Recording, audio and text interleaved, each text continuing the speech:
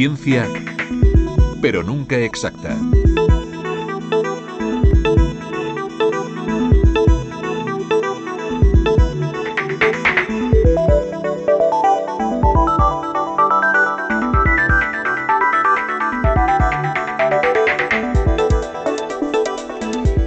Ya saben, esta careta, esta sintonía nos lleva a ciencia porque los miércoles en Por Tres Razones siempre hablamos de ciencia. Hoy cogemos un microscopio de los buenos porque observamos partículas minúsculas. ¿Visualizan la cabeza de un alfiler o una hebra de cabello? Pues las nanopartículas de las que les vamos a hablar hoy son muchísimo más pequeñas, pero lo pequeño puede hacer grandes cosas. Las nanopartículas tienen un enorme potencial en campos como la óptica, la electrónica o la biomedicina, y precisamente en esta capacidad de curar vamos a centrarnos hoy. Con nosotros está ya nuestro hombre de ciencia, José Luis Costa Kramer, científico del CSIC, del Instituto de Micro y Nanotecnología. ¿Cómo estás, José Luis? Muy bien, buenas tardes, Emma. Nada, cuéntanos, ¿en qué nos vamos a fijar hoy? Ya tenemos el microscopio encima de este estudio 102 de la Casa de la Radio. Pues vamos a hablar de nanomedicina y vamos, que lo que hacemos es intentar usar todo lo que se está aprendiendo en nanociencia para usarlo en la medicina. Y es un mundo en el cual ahora mismo están trabajando ingenieros, físicos, químicos, biólogos, informáticos, aparte de médicos, ¿no? Si recuerdan del primer programa los oyentes, estamos hablando de un puñado de átomos, y ahí las cosas funcionan de una manera un poco peculiar, y las diferencias entre la química, la física y la biología son Estamos colocando el micrófono. Perdona. Y básicamente no existen. Y lo que queremos hacer es usarlo y para la medicina. La nanomedicina lo que hace es observa, repara y construye y controla los sistemas biológicos a nivel molecular, que es por debajo del tamaño de las células habituales, y para eso usan nanoestructuras.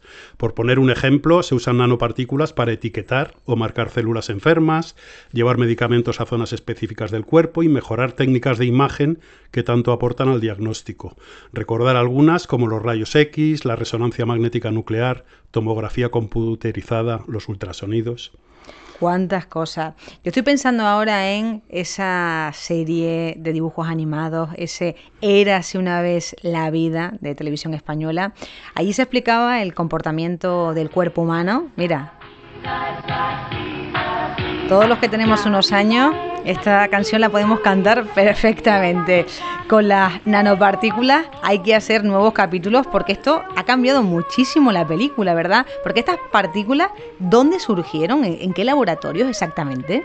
Esto surgió en los laboratorios de los científicos y perdón por la jactancia, pero principalmente de los físicos de estado sólido. Hay todas estas máquinas, digamos, que se usan ahora mismo en medicina, surgieron en los laboratorios en los años 60, diría yo, antes, ¿no?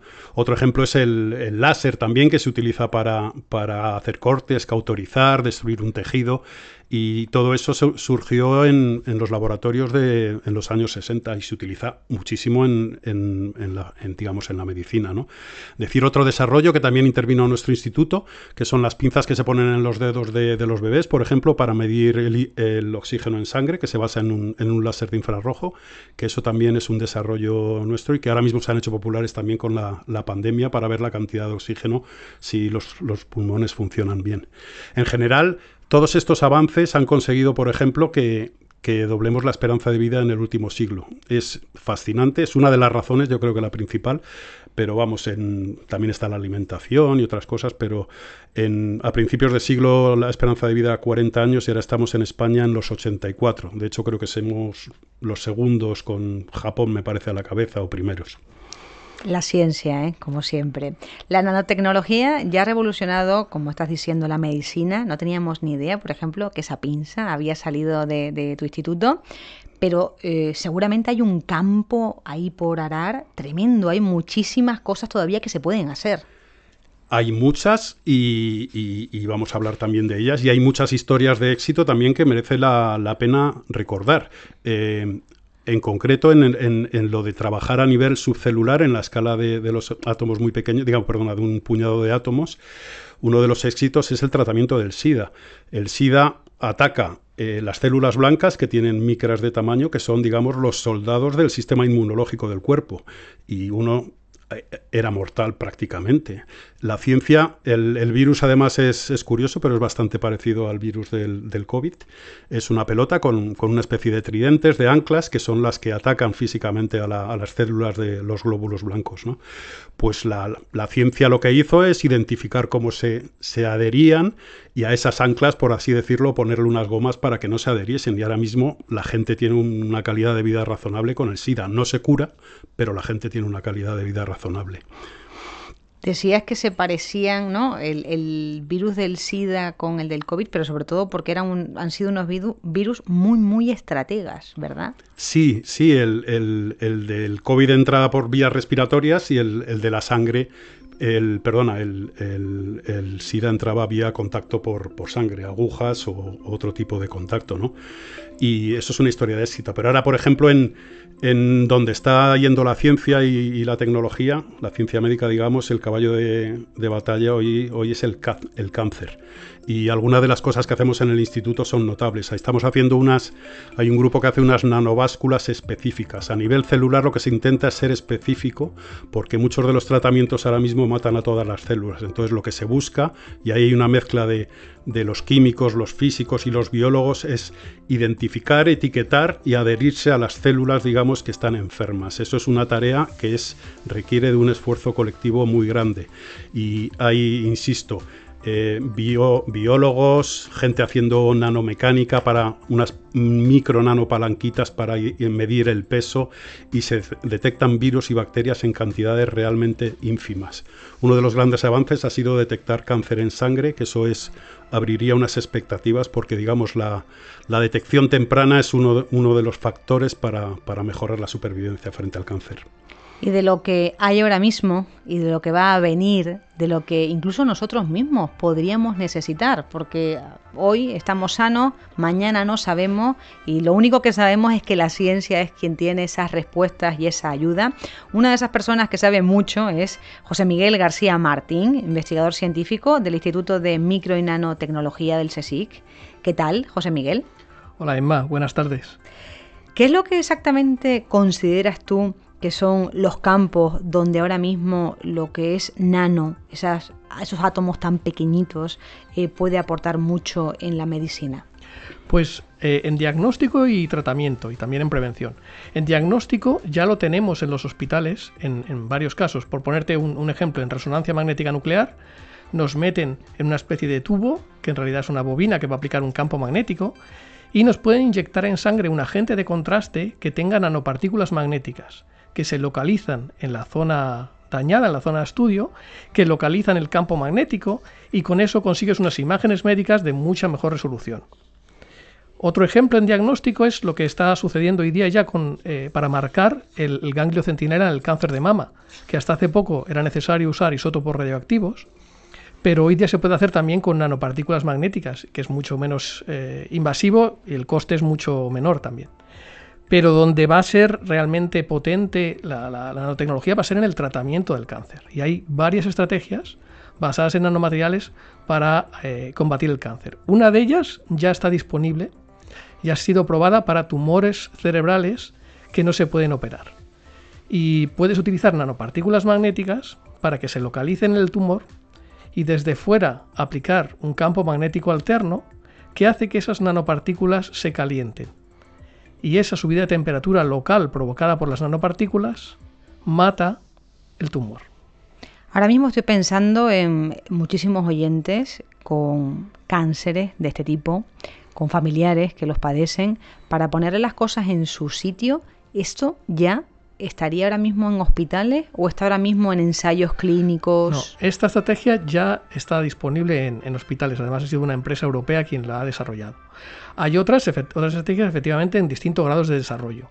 Hay otra, por ejemplo, que está en fases clínicas ya con humanos para cáncer de próstata y que en lugar de nanopartículas magnéticas son nanopartículas de oro. Y el mecanismo de calentamiento en este caso no es un campo magnético, sino una luz infrarroja, un láser infrarrojo, que es inocuo para los tejidos, los atraviesa, calienta las nanopartículas de oro y de nuevo esa subida local de temperatura mata las células cancerígenas.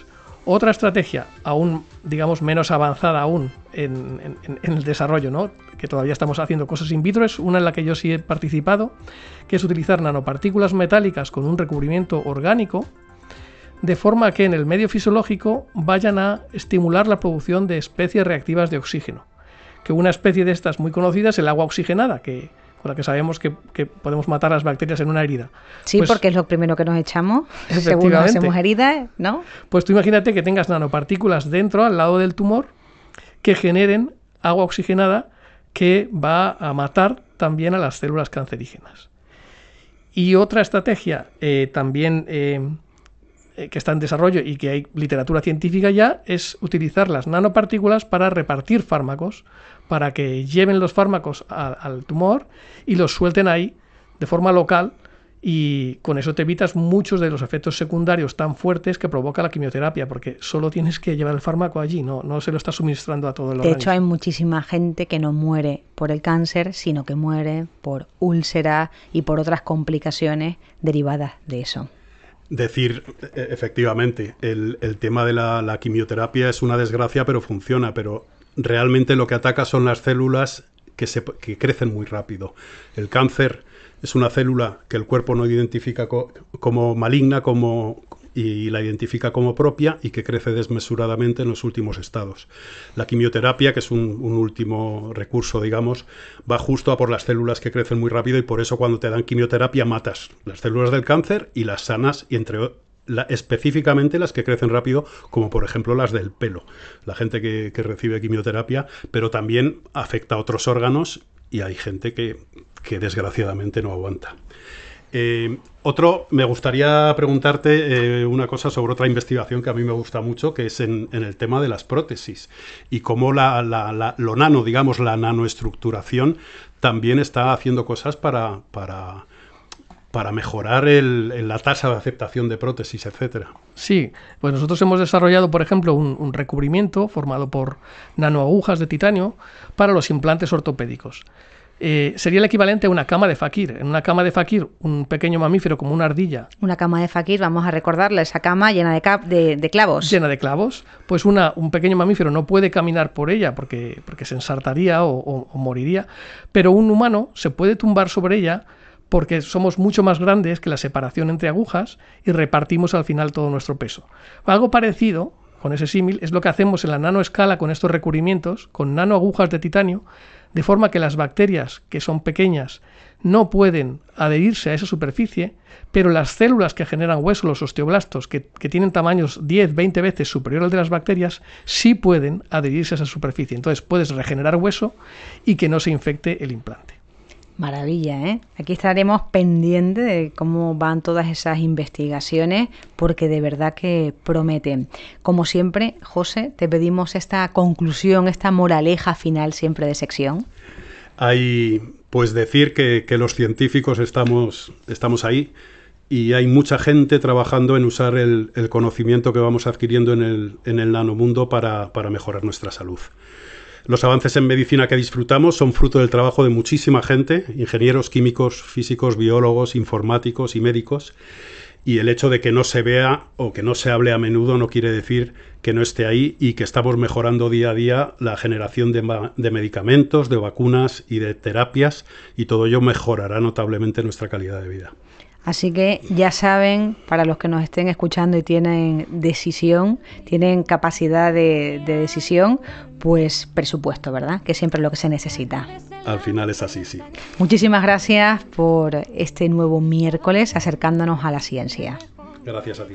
Gracias.